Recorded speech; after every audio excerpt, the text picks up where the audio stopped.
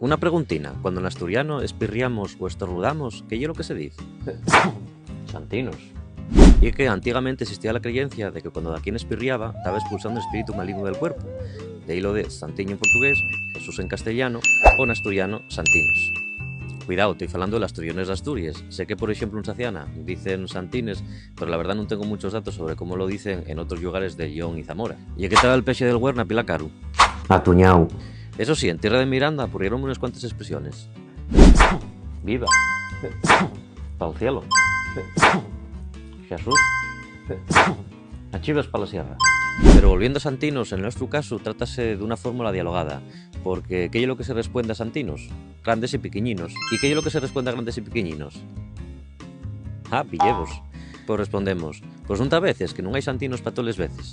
Sígueme en ser asturiano y comenta si tú también conocís esta o otras expresiones. Turni a los mocos, por conzón.